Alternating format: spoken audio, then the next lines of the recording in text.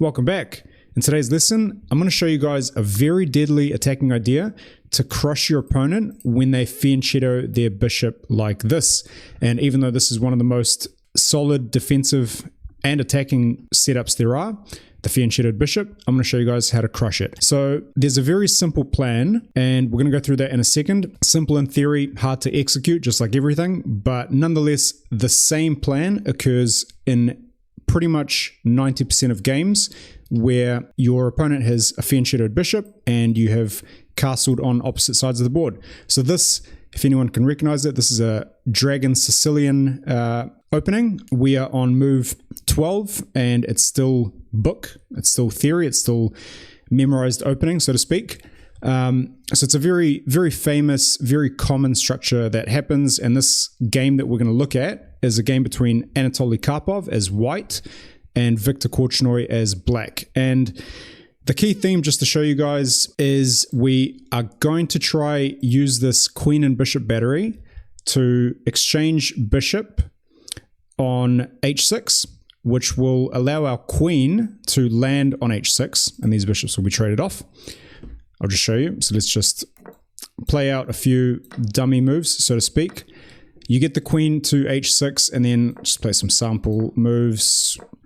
You open up the h-file, and you either checkmate on h8 or h7. That is the key theme. So in this case, this is checkmate because the knight is covering h7.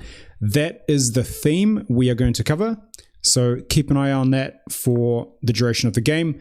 And like I said, this is Anatoly Karpov as white and Viktor Korchnoi as black. And this is the candidates final match in 1974. The winner of this match was to play Bobby Fischer in the 1975 World Chess Championship, but famously Bobby Fischer vacated his title, claiming he was still the best in the world, and Anatoly Karpov became the world champion for the following 10 years before being dethroned by Garry Kasparov. So here we go. Bishop c4, bishop d7, h4.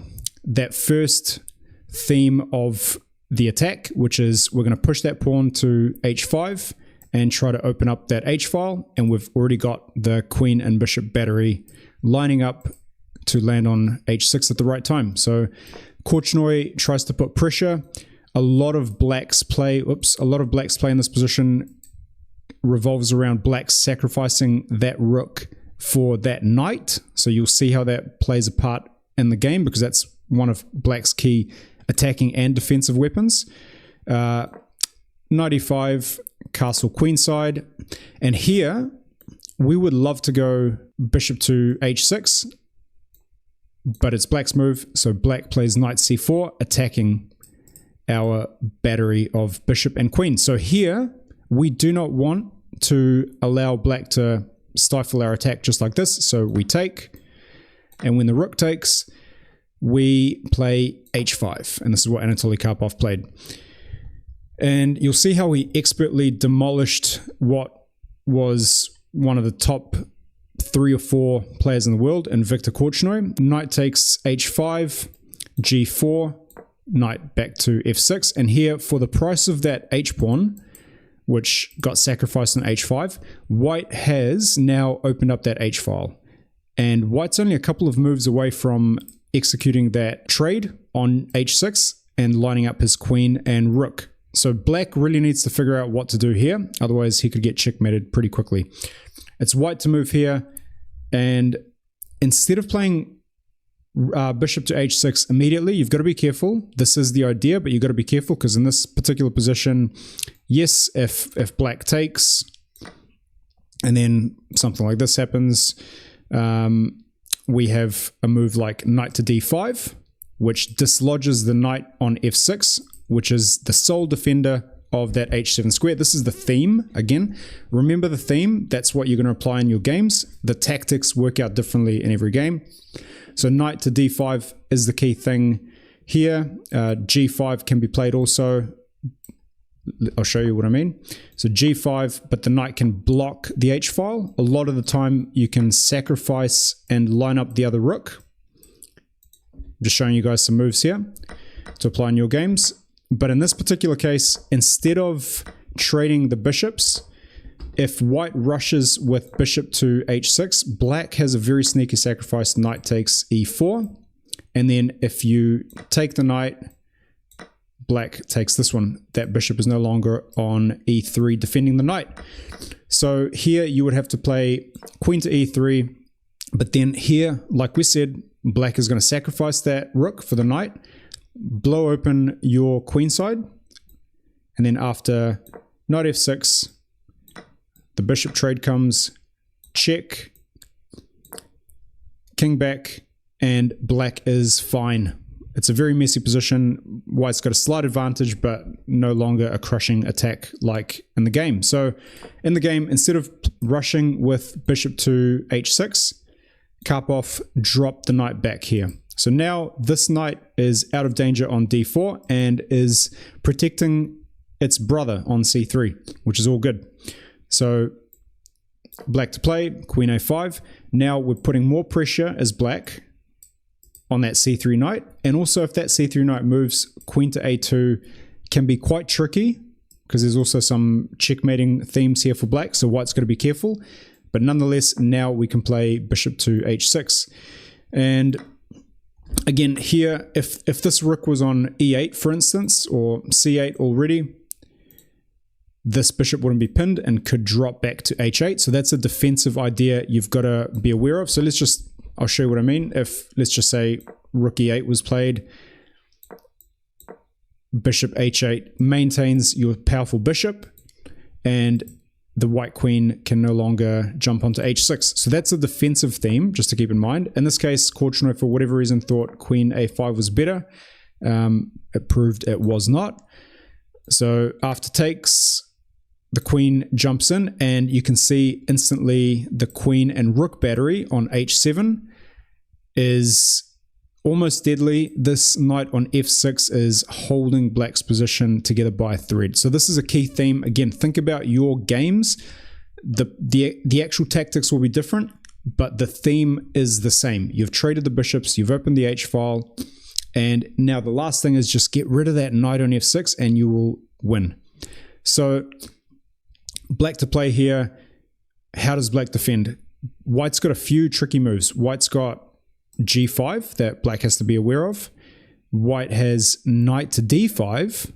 That's also tricky because that removes the knight on f6.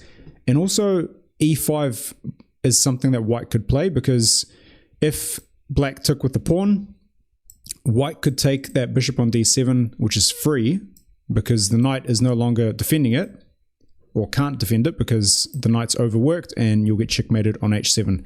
So the queen took on h6, and here rook f to c8 was played. And this gives the king a bit of an escape path in some lines and more pressure on that c3 knight. So here white played a very nice move, rook to d3, just giving one extra defender on that knight just to stop any nonsense from black. And after the rook dropped back to c5, this is where Karpov broke through. And this is something that's so beautiful, it might inspire you to play this or a very similar theme in your games. So g5, right? We're trying to kick that knight away. Now, after something like knight to h5, we can play knight to f4. And now this would have been saving for black. Actually, let me go back a few moves just to explain it, because it's quite important. If white played g5 right away here instead of rook to d3, after knight to f4, black has this move. And that's very tricky, because what you're essentially doing is once the pawn takes the knight back, you can take with the queen, and your queen covers g7 and h8 and threatens checkmate on c2.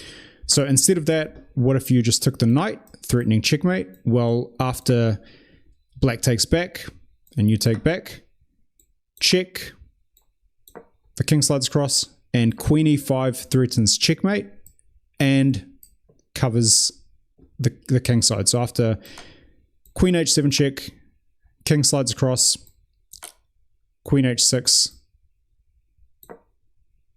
queen g7, black is winning. Black is completely winning. So yeah, just a bit of a sideline to see why white played rook to d3 first. And now, like we said, the rook dropped back, g5, and this is where the fireworks started. Rook takes g5, and you can pause the video here and try to find white's move here. It's the only winning move. Otherwise, if you want to just see it, it is so beautiful. Rook to d5. And this is essentially a fork on the queen and rook, but you're also cutting the defense of that rook, which is the queen. So black's going to lose that rook on the next move unless he takes. And he can't take with a knight, right? Because it's going to get checkmated. So he takes with the rook, and now your knight has landed on d5. And now you're threatening knight f6, knight e7. In this particular case, knight takes e7 is the bigger threat. So you want to protect the e7 pawn instead. That's the bigger threat that white has. So Positional played rook to e8. And after the other knight jumped in, now you can kind of see how much pressure is building up on that position. Bishop c6, e5. What a beautiful move. And this is the move that clinched it for white. I think it was the only winning move, if I'm looking at the engine correctly. Is it the only winning move? Yes, it is the only winning move. e5. What a move to find.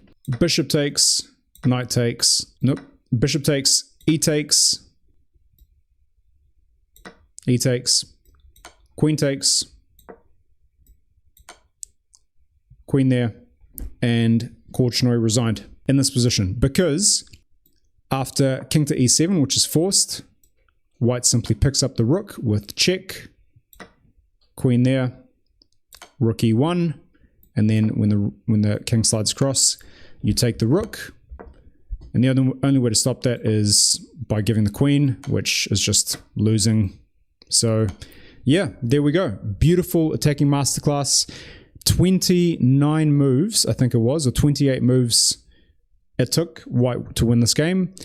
Hope you guys enjoyed that video. It's a very simple attacking idea, very tricky to execute, lots of tactics to consider, but nonetheless, it's the same simple attacking idea in so many games.